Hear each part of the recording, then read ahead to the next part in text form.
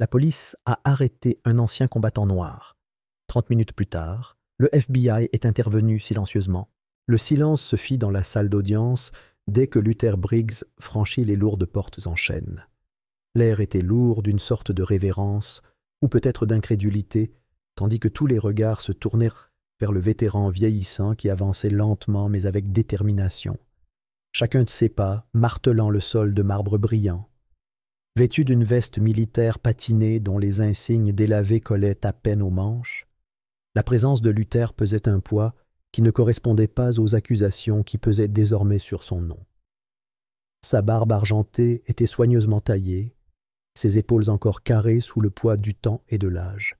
Et bien que la canne sur laquelle il s'appuyait trahît des décennies de service et de sacrifice, son regard était perçant et inflexible. Il marchait seul, mais rayonnait d'une défiance silencieuse qui attirait l'attention. Quelques personnes dans la galerie baissèrent la tête avec respect. D'autres plissèrent les yeux, craignant déjà le pire, prêtes à voir un héros tomber.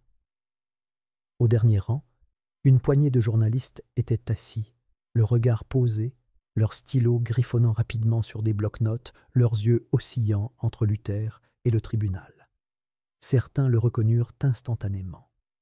Luther Briggs, le soldat autrefois décoré qui avait mené une périlleuse mission de sauvetage pendant la guerre du Golfe, récupérant une unité coincée derrière les lignes ennemies. Son nom avait circulé dans les gros titres comme dans les livres d'histoire, encensé dans les salles de classe et les documentaires. Mais sa gloire s'était estompée avec le temps, et la mémoire collective était courte. Désormais, il se tenait non pas comme un sauveur, mais comme un accusé, son nom étant souillé par des titres qui privilégiaient le scandale au service. Derrière le tribunal était assis le juge Malcolm Keaton, un homme dont la robe reflétait moins la dignité de la justice que la suffisance d'une autorité sans limite. Il ajusta ses lunettes avec une précision lente et réfléchie, scrutant la salle comme un homme qui connaissait déjà la fin. Des années passées sur le banc avaient gravé des rides sur son visage, mais c'étaient ses yeux, froids, calculateurs et impatients, qui révélaient ses penchants. Sa salle d'audience s'était forgée une réputation au fil des ans, murmurée dans les cercles de la défense comme sur les forums communautaires. Des accusations de favoritisme, notamment envers les forces de l'ordre, s'étaient infiltrées par des canaux secrets, jamais formelles, jamais instruites. À côté de lui, le procureur Trent Haverson se penchait derrière un dossier beige, murmurant quelque chose dans sa barbe, les lèvres retroussées en un léger sourire narquois. Haverson, connu pour son style de poursuite acharné et son alliance indéfectible avec la police de Fairgrove, tentait à peine de cacher sa satisfaction. Il avait déjà jugé des hommes comme Luther, des hommes qui pensaient que leur passé leur donnait une chance. Ce n'était jamais le cas, ni à Fairgrove, ni sous ses yeux. Luther ne dit rien en prenant place à la table de la défense. Il laissa la chaise craquer sous lui, le silence s'éternisait. Le poids des accusations pesait sur lui comme un brouillard. Agression d'un agent, résistance à l'arrestation, obstruction à la justice. Des accusations ficelées avec juste assez de colle juridique pour tenir dans une salle d'audience, mais suffisamment ténues pour sentir la fabrication. L'histoire, telle que relatée par les rapports de police et reprise par les médias locaux, était simple. Luther s'était ingéré lors d'une arrestation légale, était devenu agressif et avait bousculé un policier. Mais la vérité n'avait pas cette simplicité. De l'autre côté de l'allée, assis avec une posture militaire, se trouvait Carter Briggs. Sa présence fit sensation parmi ceux qui la remarquèrent. Svelte dans un costume bleu marine sur mesure, il avait tout d'un avocat accompli, le genre de personne dont le nom avait du poids devant les tribunaux fédéraux et dont le CV laissait entrevoir une expérience clandestine. Mais sous ce calme se cachait un malaise, non seulement professionnel, mais aussi personnel. Carter n'avait pas parlé à son père depuis près de 10 ans, pas depuis un dernier appel téléphonique qui s'était soldé par des mots amers et des blessures non cicatrisées. Il avait évolué, du moins se le disait-il, passant du renseignement militaire à la défense pénale, découvrant dans le droit un autre champ de bataille. Puis, 2 semaines plus tôt, un message vocal avait brisé le silence qui les séparait. Ce fut bref, bouleversé et différent de tout ce que Carter avait entendu de son père. « Ils essaient d'enterrer quelque chose. Je l'ai vu, mon fils. J'ai besoin de toi. » Le message tournait en boucle dans sa tête alors qu'il attendait que le juge lui accorde la parole. La voix de Luther exprimait le désespoir, un ton que Carter n'avait jamais entendu de la part de Lash. Se levant lentement, Carter redressa sa cravate, ajusta sa posture et se prépara à s'adresser à la cour.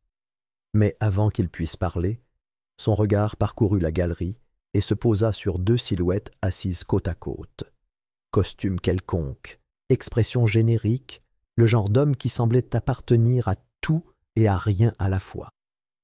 Mais Carter les reconnut immédiatement. Des agents d'une ancienne unité qu'il avait rencontrée lors d'une opération secrète de l'OTAN des années auparavant. Leur présence ici n'était pas une coïncidence. Cette unité avait été dissoute, du moins publiquement, dissoute sous la pression après que des fuites internes eurent fait allusion à des missions clandestines et à des faveurs politiques. Mais dans des recoins reculés du monde, Carter savait que des ficelles étaient encore tirées. Quoi qu'il se soit passé à Fairgrove, quoi que Luther ait vu, cela avait suffi à réveiller des fantômes qu'il valait mieux laisser enfouis. Carter serra les mâchoires. Il ne s'agissait pas seulement d'une bagarre devant une station-service. Il s'agissait de contrôle, de silence, d'effacement. L'incident lui-même avait été filmé par une demi-douzaine de passants, mais un seul angle avait été retenu par le tribunal, opportunément flou et peu concluant. Les images des caméras piétons des policiers qui avaient procédé à l'arrestation avaient été opportunément corrompues. Une défaillance technique, selon eux, due à un équipement défectueux. Les affaires internes n'avaient ouvert aucune enquête. La ville de Fairgrove, nichée entre des champs de maïs et une aciérie mourante, s'était discrètement ralliée à ces policiers, qualifiant Luther de menace. Il le présentait comme un vieil homme en colère, refusant de céder une relique qui ne comprenait pas l'autorité des forces de l'ordre moderne.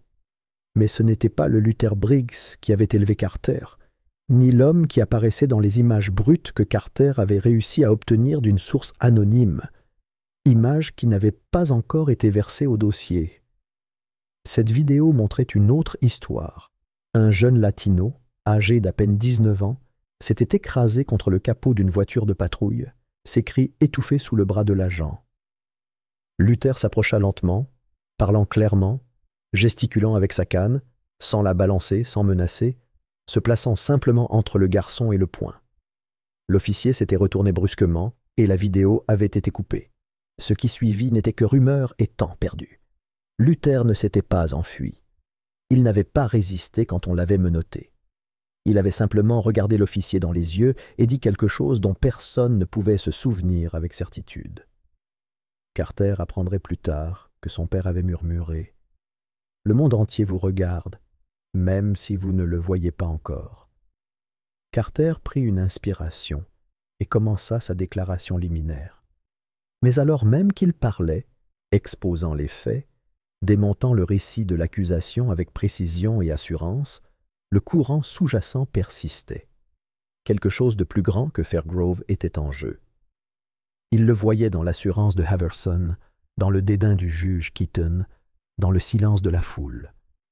La ville avait déjà pris sa décision.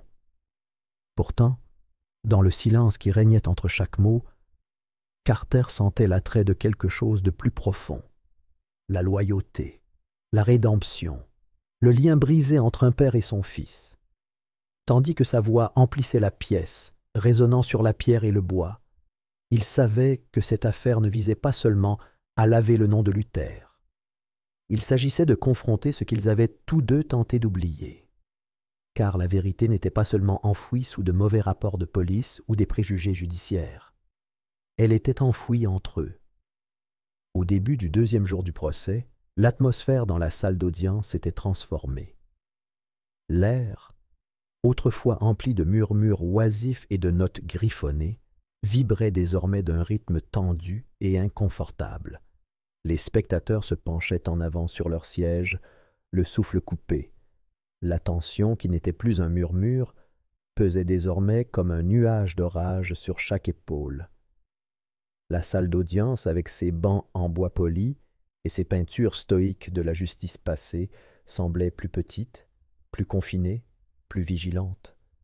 Même le juge Keaton, perché haut derrière son banc en acajou, semblait moins distant aujourd'hui, ses yeux plus perçants, scrutant la table de la défense avec une reconnaissance réticente. Carter ajusta lentement sa cravate en se levant, ses mouvements réfléchis, comme si chaque seconde comptait. Le contre-interrogatoire du sergent Marcus Lowell allait commencer, et chaque personne présente, y compris Lowell lui-même, sentit le changement de rythme. L'avocat de la défense, qui avait observé discrètement la veille derrière une modeste pile de notes, avait disparu. À sa place se tenait un homme à la détermination affûtée par le feu.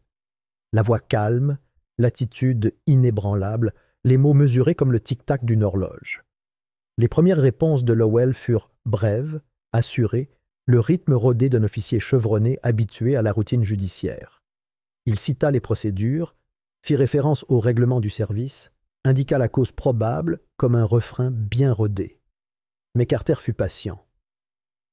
Il décortiqua ses réponses lentement, méthodiquement, comme on déballe un cadeau enveloppé de tromperie. Il commença par le rapport d'incident, soulignant les contradictions subtiles, les orodatage trop commodes, le langage qui tenait plus de la justification que de l'observation. Les images de surveillance devinrent le pivot. Provenant d'un magasin d'alcool situé juste en face du lieu d'arrestation de Luther Briggs, les images montraient une chronologie contradictoire avec le témoignage de Lowell.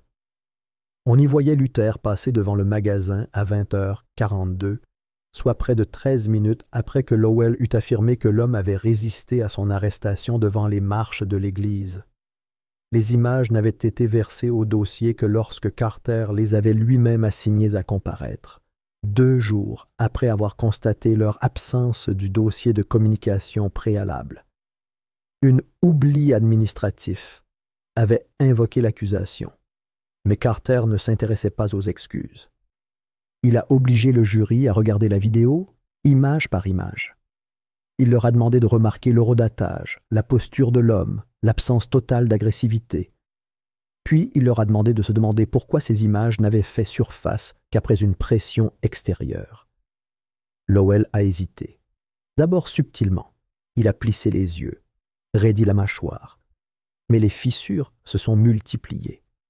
Ses mots ont commencé à tourner en rond, à se retracer, à se contredire. Il prétendit avoir mal lu l'heure, que sa montre était peut-être décalée ou que les images avaient été manipulées. Il insinua, mais ne put s'engager, lançant des théories en l'air, espérant que l'une d'elles tiendrait. La tension monta encore. Le juge Keaton l'interrompit pour un vague rappel de la procédure. Haverson, le procureur adjoint, protesta, invoquant un ton préjudiciable. Mais Carter avançait déjà. Tendu comme un ressort, il se concentra sur le mobile. Puis la bombe éclata. Carter introduisit une nouvelle chronologie qui n'avait pas été évoquée lors des audiences préliminaires. Elle était claire, nette et étayée par des preuves numériques. 2 semaines avant l'arrestation, un fichier avait été envoyé, crypté. De l'ancien ordinateur portable de Luther Briggs, du centre communautaire, à une adresse e-mail privée enregistrée au nom de Dean Weller, un ancien cryptographe de la marine devenu journaliste d'investigation incontrôlable. La salle d'audience retint son souffle. Carter expliqua qui était Weller, comment il avait décrypté des renseignements étrangers avant d'abandonner son poste au gouvernement après un scandale impliquant des images de drones enfouis. Il dirigeait désormais un site d'information clandestin connu pour publier des données de lanceurs d'alerte que les médias grand public refusaient de consulter. Le contenu du dossier était accablant. Communications internes entre de hauts responsables de la police et le sénateur Malcolm Greaves. Des messages enrobés d'euphémismes, mais aux intentions claires. Intensification des patrouilles urbaines. Engagement préventif dans les quartiers en transition. Seuil de confinement. Mais la phrase la plus glaçante venait de Greaves lui-même, dans un courriel daté de 6 semaines seulement. Une intervention proactive à Fairgrove est nécessaire pour assurer une transition ordonnée. Nous ne pouvons pas nous permettre que des incidents effraient les acheteurs potentiels. Fairgrove, autrefois un quartier majoritairement noir, était désormais l'épicentre de la gentrification. Le nombre d'appartements en copropriété augmentait. Les impôts fonciers triplaient. Les locataires étaient déplacés. Et Luther Briggs, ancien respecté de la communauté, bibliothécaire à la retraite, mentor bénévole, était devenu un handicap, une voix à laquelle les habitants faisaient confiance, un homme qui les encourageait à se battre, à rester, à documenter chaque rencontre avec la police.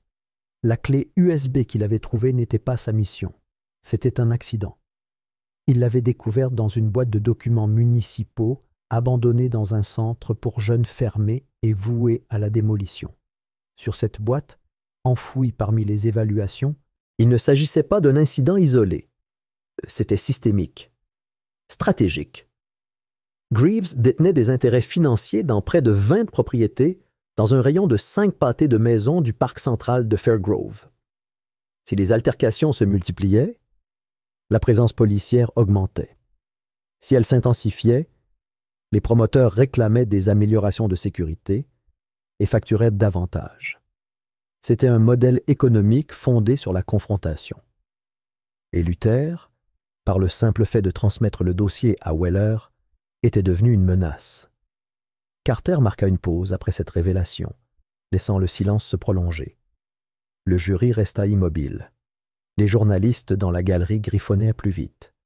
Le juge Keaton semblait ébranlé, une main agrippée au bord de son banc. Haverson tenta une autre objection, cette fois en utilisant le terme « non vérifié ». Mais il était trop tard. Les fondations avaient changé. Carter recula, rassembla ses papiers. Mais même lui n'avait pas anticipé la suite. La suspension fut brusquement prononcée. 10 minutes pour permettre au tribunal de se recalibrer, le juge ayant besoin de temps pour se concerter. Alors que l'huissier demandait une pause, 2 agents entrèrent dans la salle d'audience. Ils ne faisaient pas partie du dispositif de sécurité initial. Leurs badges brillaient clairement sur leur ceinture. Leurs regards se portèrent dans une seule direction, non pas sur Carter, mais au-delà.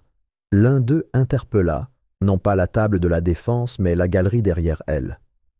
À un homme assis silencieusement, les épaules légèrement voûtées, une casquette de laine sous les mains jointes, le père de Carter, Luther Briggs.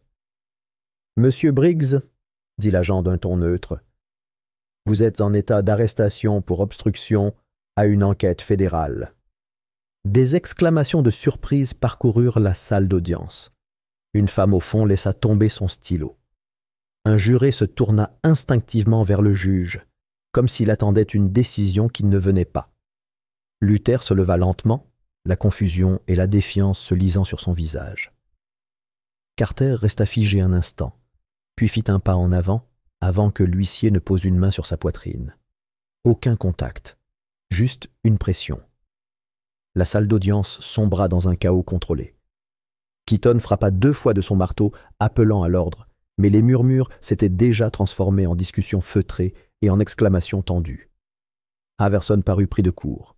Les 2 officiers se déplaçaient calmement, avec efficacité, lisant à Luther ses droits à voix basse, leur voix étouffée par le brouhaha de la salle d'audience. Et puis, le silence. Non pas par ordre, non pas par peur, mais par présence. 3 individus entrèrent, non pas par la porte principale, mais par un couloir latéral utilisé par les fonctionnaires du tribunal. Leurs costumes étaient impeccables, leurs mouvements coordonnés, silencieux. Ils marchèrent sans parler, sans s'arrêter. Ils ne jetèrent aucun regard au jury, ni ne saluèrent la foule. Ils se dirigèrent droit vers le banc de l'huissier, présentant une enveloppe scellée portant le sceau du ministère de la Justice, FBI. L'agent principal tendit l'enveloppe au juge Keaton, qui la reçut à 2 mains. Il l'ouvrit sans commentaire, parcourut rapidement son contenu, puis le relut. Son visage perdit toute couleur. Il s'éclaircit la gorge, puis s'adressa non pas au jury ni à la galerie, mais uniquement aux avocats. Tous les avocats, cabinet, maintenant. La salle d'audience explosa de nouveau, cette fois dans la confusion et les spéculations. Le jury fut rapidement escorté dehors, les journalistes criant des questions à qui ne répondrait pas. Luther, flanqué des 2 policiers qui l'avaient arrêté, fut conduit par une porte séparée, l'air indéchiffrable. Dans le couloir, les murmures s'amplifièrent. Les flashs des appareils photo peignaient les murs d'éclats blancs. Les journalistes composaient frénétiquement des numéros. Les manifestants devant le palais de justice réclamaient justice à grands cris dans des mégaphones. Mais à l'intérieur, dans le silence résonnant du cabinet du juge, porte close derrière les avocats et les agents fédéraux, une guerre venait de commencer. Pas une guerre d'armes à feu, ni de poings, ni de coups de feu, mais de documents, de chronologie, de leviers, de vérité et de pouvoir. Et Carter, debout aux côtés de Haverson face au juge, réalisa qu'il ne défendait plus seulement son père. Il défiait la machine elle-même. Il y a 2 ans, l'encre d'une note d'autorisation confidentielle était à peine sèche que le sénateur Greaves a fait adopter une ligne budgétaire discrètement enfouie dans un projet de loi de défense plus vaste. On aurait dit du jargon budgétaire standard, des fonds alloués à l'innovation en matière d'intervention d'urgence dans les municipalités de taille moyenne, mais en réalité, il s'agissait du lancement d'un programme pilote controversé en partenariat avec un puissant sous-traitant de la défense. Fairgrove, avec sa pauvreté croissante et sa presse en déclin, est devenu le terrain d'essai. La pièce maîtresse du programme était un système de police prédictive de pointe, piloté par l'IA, conçu pour identifier les menaces potentielles en suivant les schémas comportementaux, les tendances de déplacement et les empreintes numériques. Mais, profondément enfouis dans la logique du système, se trouvaient des algorithmes de discrimination raciale masqués sous le nom de variables de risque. En pratique, cela signifiait une chose. Les communautés noires et métisses, comme le quartier de Luther Carter, étaient alimentées par la machine comme des menaces constantes. Chaque action, chaque regard, chaque pause trop longue près d'une station-service était surveillée, analysée, signalée. Carter n'en avait pas alors pris toute l'ampleur. Dans le chaos de la vie militaire, il avait balayé les premiers avertissements. Il se souvenait de ce jour comme s'il était gravé dans l'ambre, un instant fugace qu'il tentait sans cesse de dégeler, de revisiter et de changer.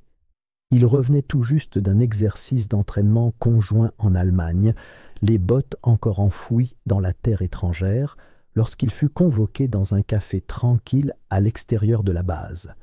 C'est là qu'il rencontra Lionel Huxley. L'homme avait le regard de quelqu'un qui a trop longtemps scruté les secrets, fixe, grave. Huxley se présenta avec un badge que Carter ne laissait jamais toucher, NSA. Il parle prudemment, prudent avec chaque mot, comme s'il était déjà enregistré. Il parle à Carter d'une expérience classifiée, une expérience qui utilisait une technologie de surveillance de type militaire pour profiler des civils. Au début, Carter pensa à de la paranoïa politique, le genre de truc que les vétérans échangent autour d'une bière lorsqu'ils sont désillusionnés par le système. Mais Huxley n'avait pas bronché. Le programme, dit-il, était opérationnel, et il évoluait. Carter quitta cette réunion perturbé, mais sceptique.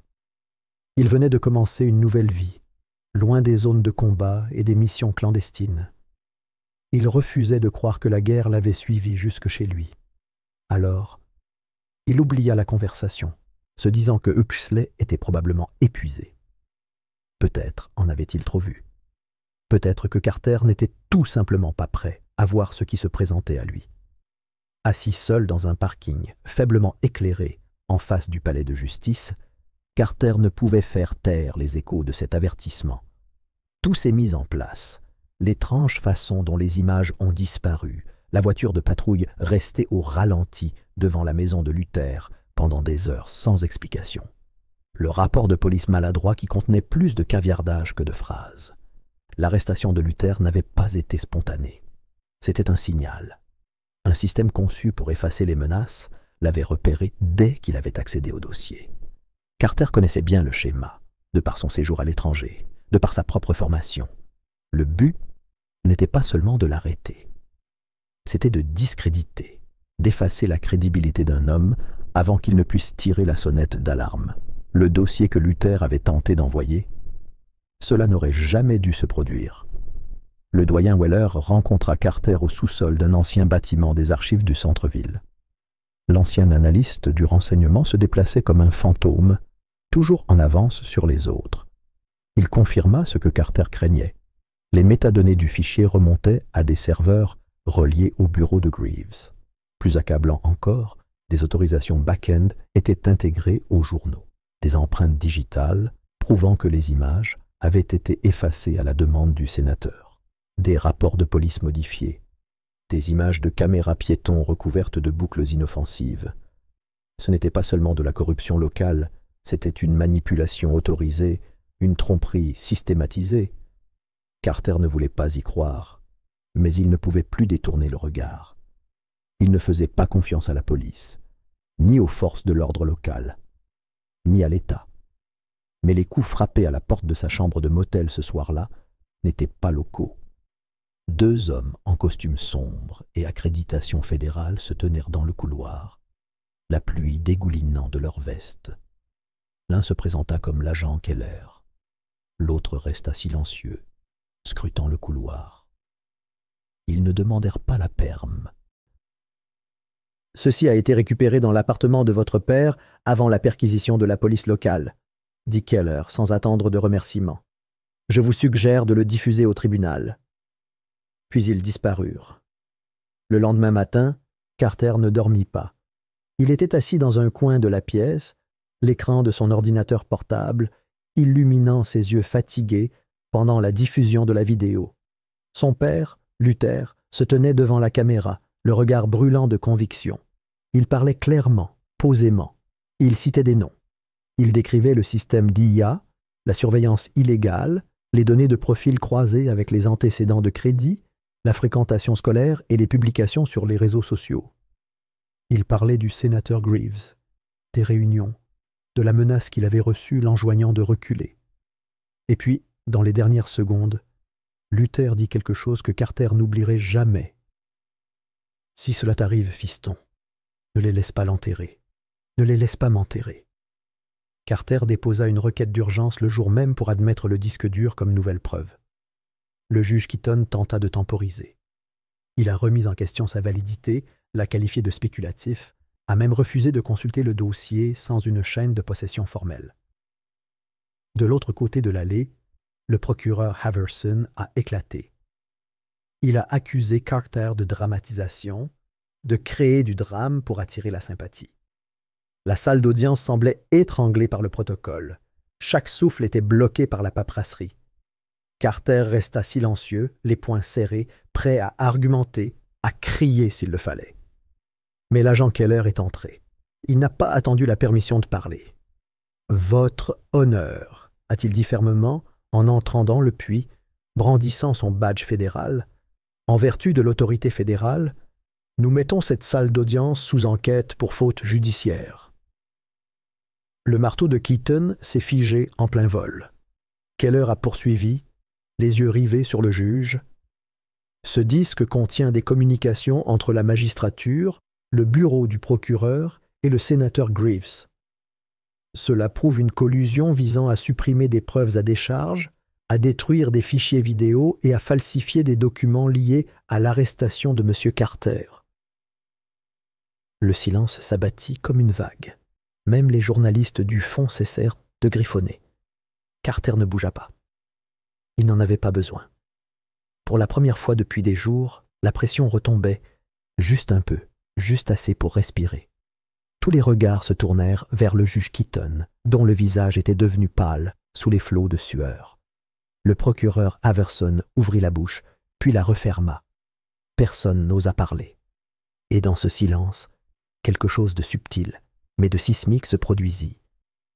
Luther, qui était resté impassible pendant tout le procès, qui avait enduré l'humiliation, les mensonges et la lente érosion de sa dignité aux mains d'un système conçu pour écraser des gens comme lui, leva enfin les yeux. Son regard croisa celui de son fils de l'autre côté de la salle d'audience. Pas de montée dramatique, pas de paroles. Juste un échange silencieux, profond et indéfectible. Carter ne sourit pas. Il n'y avait encore rien à célébrer. Mais pour la première fois depuis le début, la vérité avait trouvé de l'oxygène, et elle brûlait. Le lendemain matin, le palais de justice avait une autre allure. L'air n'était plus lourd de la tension sourde d'un procès truqué, ni de la pression invisible de mains invisibles tirant les ficelles. À la place, des agents fédéraux se tenaient à chaque entrée, silencieux, observateurs, inflexibles. Des SUV noirs bordèrent le trottoir. Les caméras étaient interdites à l'intérieur, mais la scène à l'extérieur ressemblait aux marches du Capitole lors d'un scandale national. Quelque chose avait changé. La ville, autrefois complice par son silence, observait maintenant, les yeux écarquillés et murmurant à voix basse. Le cabinet du juge Keaton avait été évacué. Sa plaque signalétique avait été retirée. Il ne s'était pas récusé de son plein gré. Les autorités fédérales avaient pris cette décision à sa place après l'adoption accélérée d'une directive des affaires internes à minuit. L'homme qui, autrefois, affichait un sourire narquois sur son banc, comme s'il était invincible, avait été escorté vers l'arrière, sa robe déboutonnée, le visage blême. Il ne parlait pas. Il n'en avait pas besoin. Tout le monde savait ce que la clé USB avait révélé. À sa place se tenait la juge Marisol Calderon. Arrivée de nuit par avion depuis le district sud de New York, son parcours était connu. Incorruptible, incisive et courageuse face à la corruption institutionnelle. Sa seule présence suffisait à apaiser la salle d'audience. Son regard scrutait tout, pas seulement la table de la défense ou le box des jurés, mais les murs eux-mêmes, comme à la recherche des mensonges qu'ils avaient absorbés au fil des ans. Son marteau n'avait frappé qu'une seule fois ce matin-là. Mais Carter était assis à côté de son père, la salle d'audience plus froide que dans ses souvenirs. Luther Briggs lui avait toujours semblé plus imposant, plus grand, plus large, un géant en uniforme. Mais maintenant, vêtu d'un costume simple et visiblement amaigri par les repas en prison et les nuits blanches, il paraissait plus âgé. Mais pas plus faible, pas brisé. Il émanait de lui une immobilité silencieuse, impossible à fabriquer, un acier qui naît de la marche dans le feu et de la certitude de ne pas avoir brûlé. La clé USB avait été authentifiée par des techniciens fédéraux. Aucune falsification, aucune modification. Les métadonnées confirmaient des horodatages remontant à des mois, voire des années. Carter avait visionné l'enregistrement lui-même dans une pièce scellée, en présence du greffier et de 2 observateurs fédéraux. Certains fichiers étaient douloureux, d'autres rageants, mais tous en disaient plus long que tout ce que lui ou son père aurait pu dire à la barre des témoins. Lorsque les images ont commencé à être diffusées en audience publique, personne ne respirait.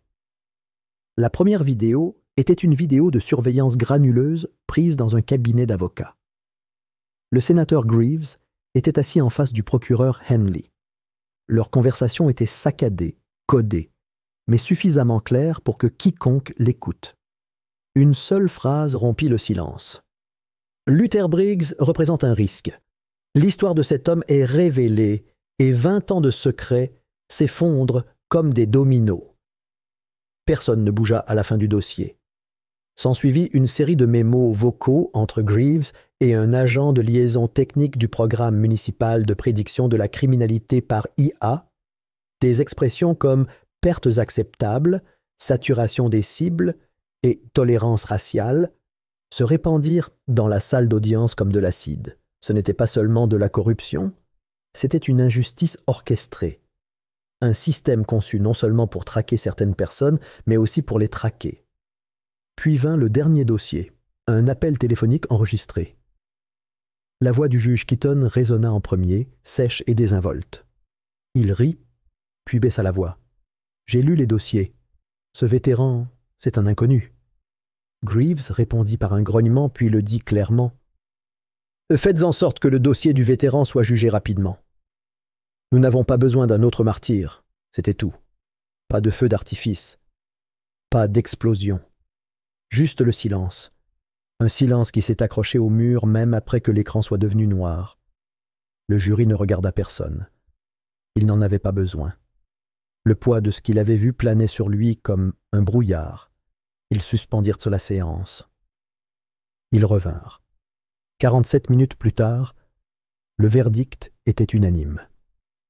Luther Briggs fut acquitté de tous les chefs d'accusation. Mais ce qui suivit ne fut pas qu'un soulagement. C'était un mouvement. Dans l'heure qui suivit, le juge Calderon émit une directive pour lever les scellés et réexaminer une vingtaine d'autres dossiers liés au même système prédictif d'IA. Des dossiers qui avaient donné lieu à des arrestations suspectes, à des peines exceptionnellement lourdes et à des condamnations fondées sur des évaluations des risques algorithmiques plutôt que sur des preuves tangibles. Les procureurs fédéraux déposèrent des requêtes d'urgence pour rejeter plusieurs condamnations, des dossiers remontant à 5 ans. La salle d'audience s'est transformée en poste de commandement. Les membres du conseil municipal ont été assignés à comparaître. Le bureau du procureur a fait l'objet d'un audit interne. Et le chef de la police Rourke, autrefois salué pour son initiative proactive en matière de criminalité, a été placé en congé administratif indéfini dans l'attente d'une enquête sur des fautes professionnelles, la falsification de preuves et l'entrave à la justice. Le sénateur Greaves a tenu une conférence de presse le mardi suivant. Il a affirmé que les enregistrements avaient été sortis de leur contexte, a accusé Carter de manipuler l'opinion publique et a tenté de se concentrer sur la sécurité nationale. Mais la presse n'était pas intéressée par les excuses. Elle voulait des comptes. Elle voulait des noms. Et lorsque son ancien chef de cabinet a confirmé sous serment la légitimité des fuites, Greaves a démissionné 2 jours plus tard. Pas d'applaudissements, pas de discours final, juste une démission tapée à la machine et une porte de bureau verrouillée. Mais au milieu de tout cela, le dénouement du tribunal, les comptes de la ville et les gros titres qui se répandaient comme une traînée de poudre, un homme sortit discrètement. Luther Briggs n'attendit ni journaliste ni tribune. Il ne s'attarda pas aux félicitations. Il se leva simplement de sa chaise, salua le greffier et suivit son fils par la sortie latérale. La canne qu'il utilisait frappait les marches de béton à chaque pas mesuré, résonnant faiblement contre les colons. Il rompit le silence, non pas avec des mots répétés, ni avec une astuce. Juste la vérité. « Tu n'avais pas besoin de m'appeler, » dit-il, les mots rauques dans sa gorge, l'émotion remontant d'un endroit qu'il croyait enfoui. Luther ne sourit pas. Il ne versa pas de larmes. Il regarda simplement son fils comme s'il le revoyait pour la première fois depuis des années. « Je ne l'ai pas fait, » dit-il après une pause. « J'ai appelé un soldat. » Mon fils est arrivé par hasard. Il n'y avait rien d'autre à dire. Ils ne s'étreignirent pas. Ils ne posèrent pas. Ils marchèrent simplement, passant devant le palais de justice, devant le chaos, devant les ruines d'une ville qui commençait enfin à se regarder dans le miroir. Ils s'avancèrent dans le soleil matinal, épaule contre épaule. 2 hommes. Un héritage. Et un silence plus fort que tous les applaudissements.